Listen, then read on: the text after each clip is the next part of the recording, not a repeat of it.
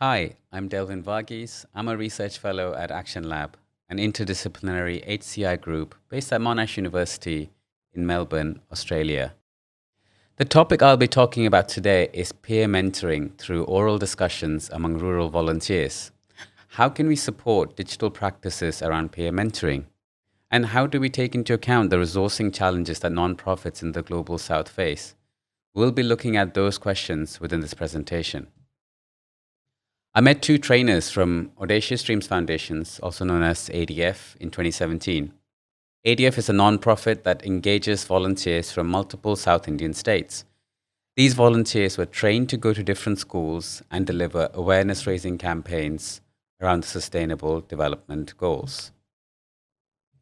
As these volunteers were spread across vast distances and often in areas with limited internet connectivity, ADF wanted to look at ways of facilitating remote mentoring and doing so in a way that acknowledged the lived experiences of their volunteers.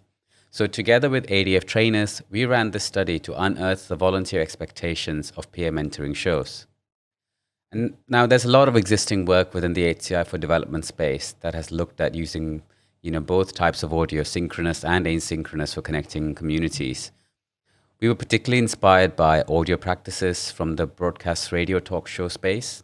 Scholars like Kazakos, which we have referenced in our paper, have run community discussions over conference telephone calls. Looking more broadly at the literature on professional development and mentoring, we can see some trends. There has been a desire to move beyond the traditional understanding of mentoring, which assumes a one-to-one and an in-person mentor-mentee relationship. Remote mentoring or e-mentoring has emerged to fill that space. The extant literature, however, has been looking mostly at emails as the dominant form through which e-mentoring can be conducted. In terms of richer discussions, some like Joshi et al. Have proposed platforms like Micro-Mentor. It's a video-based platform, but it is challenging to implement that in areas with limited internet connectivity. So at the training workshop where we conducted the study, there were 28 participants, which included both young volunteers and junior staff. They were between the ages of 18 and 25. There was a 50-50 male-female participant split. And alongside me, there were 3 ADF trainers involved in the training event. Next, I'll briefly describe the activities that we carried out. We designed 3 mock mentoring show formats with the trainers. And after a briefing, the participants were recruited to play different roles in these mock shows. The first format was the expert-led conversation model. And this was around a typical mainstream radio talk show. One host and one guest. And these roles were nominated by the participants to take part in a 30-minute conversation at the front of the room, while the others were sat and listened as just audience members. The second format was the facilitated discussion format, modeling previous work in HCI in which participants take part in, for example, teleconferencing calls, and there's a brief presentation by the host and the guest followed by audience discussion. So we simulated that in our workshop, asking a nominated moderator to pass along questions written down on a piece of paper from the audience members to the host, and the host then chose to ask that question.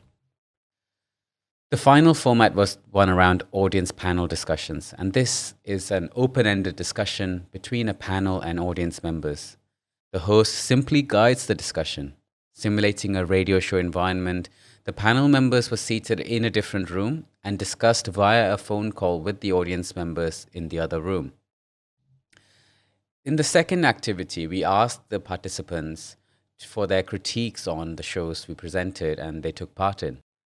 And as part of these critiques, they took part in 5 sub-activities, including creation of their ideal format for a show now that they had exposure to a few different types, designing a map of all the potential stakeholders they would engage for their audiences, designing some initial show content for the future, and also looking at presenting it to the other groups and getting feedback from each other. In terms of our findings, what we found was that Format 3 was chosen by most participants as their preferred format due to its flexibility in accommodating diverse opinions from different audience members. They contrasted this with Format 2, where the role of the moderator was seen rather negatively, and it caused a lot of frustration in terms of how their questions were interpreted by the moderator. And format one was disliked the most because of the propensity to get boring for the participants.